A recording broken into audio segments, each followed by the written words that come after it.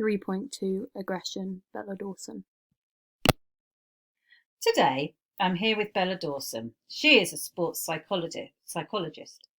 Today, I'm going to be talking about the recent Premier League football match between the two top teams, Liverpool and Manchester City, where Mohamed Salah, number 11 from Liverpool, made an aggressive tackle on John Stone, number 5 from Manchester City, where afterwards no apologies were made, and Salah was just more infuriated. At this point, Liverpool was 1-0 down, and so we think he performed this aggressive tackle to win the ball and wipe Stone out, as Salah didn't want Liverpool to lose the game. You would be correct in saying that. This was aggression. Aggression is defined as behaviour that has a goal of harming or trying to injure another living being who is motivated to avoid such treatment. This definition was created by Baron and Richardson, 1994.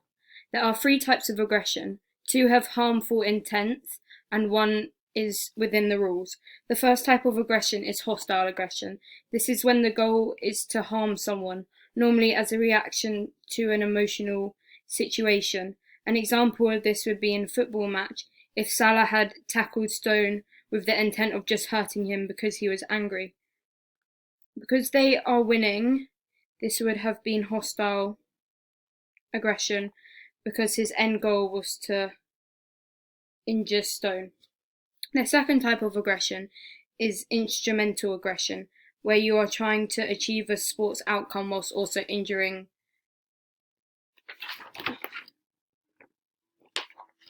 them. What happened with Salah and Stone in the football match was instrumental aggression, as Salah tackled Stone to hurt him out of anger and also tackled him to get the ball off him. The final type of aggression is assertion, which is also known as channeled aggression. This is where the player plays within the rules at an increased intensity, however they do not intend on harming the player. For example, if Salah tackled Stone with more pressure and skill and a bit more of a tough tackle, but stayed within the rules, that would be assertion. I still don't quite understand. Are there restrictions for what aggression actually is? Yes, you would be correct in saying this. There is a criteria for aggression. This is called Gill's criteria.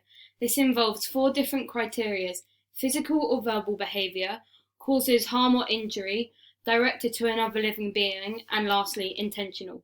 Physical or verbal behaviour means they are showing this form of behaviour towards their player. However, there is a difference between being angry and being aggressive. The second criteria is causes harm or injury. This could be physical or psychological.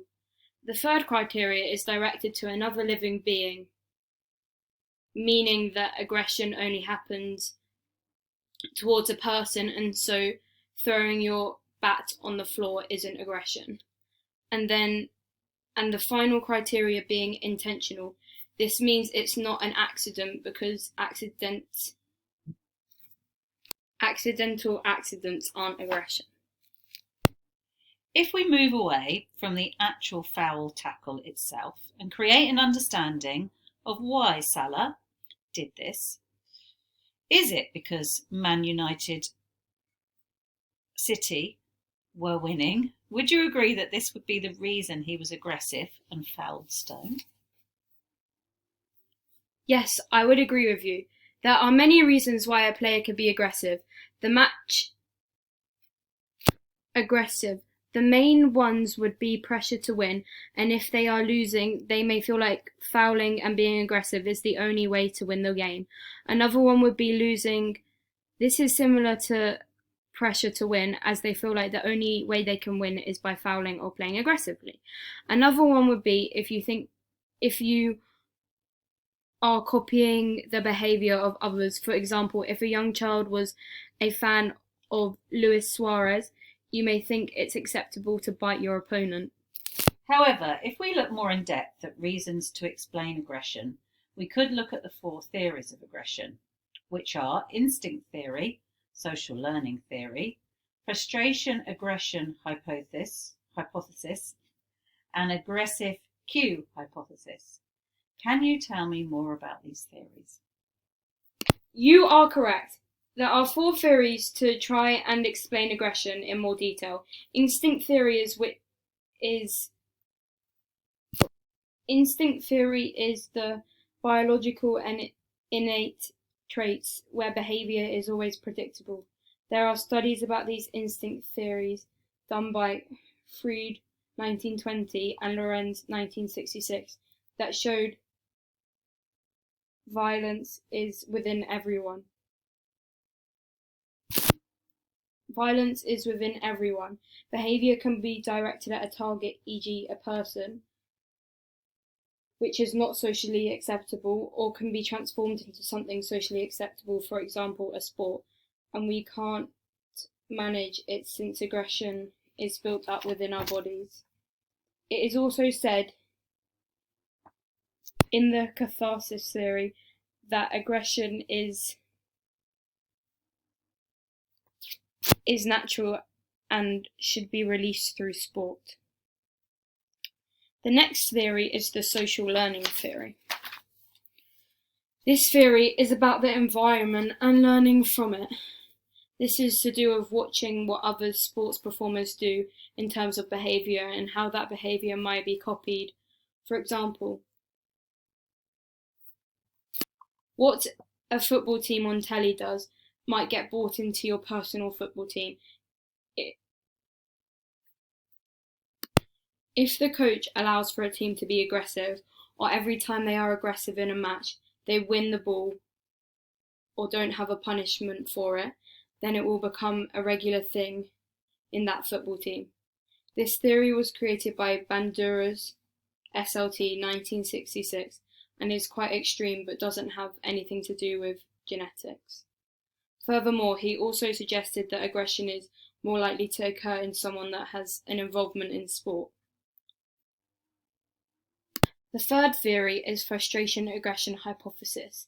This is a theory which suggests that a person will have an end goal always, but then sometimes there may be reasons such as obstacles for why you can't reach your goal, which creates the emotion frustration, which then can lead to the action of aggression, which then results in a person receiving a punishment, for example, a red card, creating more frustration.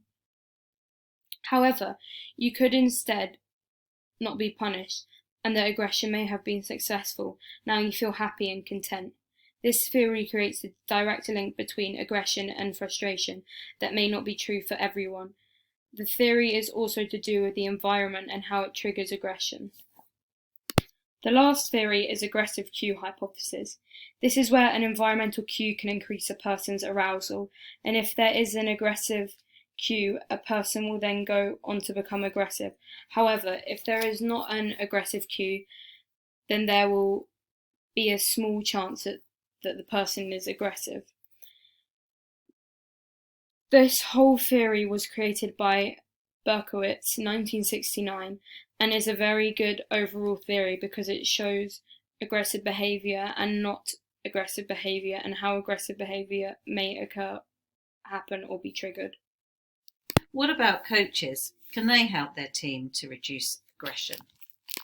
Yes, because they have an understanding of their players and the factors that could make them aggressive. They can also tell when a player is going to become aggressive, and so they may sub them off. For example, if the score between Man City and Liverpool was 4-0 to Man City, and Liverpool's manager could see that Salah was becoming slightly aggressive in the way of assertion, he could sub him off before he makes an aggressive tackle and gets a red card, but Liverpool's manager knows Salah and so would sub him off. So in the long run, there would be ways of trying to decrease or eliminate aggression for players. Yes, you're correct. Helping players to minimise their aggression by doing many different things such as positive self-talk. This is a way of creating happiness and positivity about a match or game that a player is going to participate in. It will reduce aggression because they go into the game thinking positively about it, whereas if they went into the game thinking negatively, they are more likely to become aggressive. Are there ways of decreasing aggression for coaches and the crowd, though? Yes, for coaches, they would punish aggressive behaviours. For example, not allowing the player to play the first half of their next match because they nearly got a penalty by doing dodgy tackles a number of times. And also, yes, for fans in the crowd, one way of reducing aggression would be to have less alcohol sold at the stadium, because this further makes them more riled up and aggressive than they already are. So reducing alcohol would mean they are less likely to be aggressive.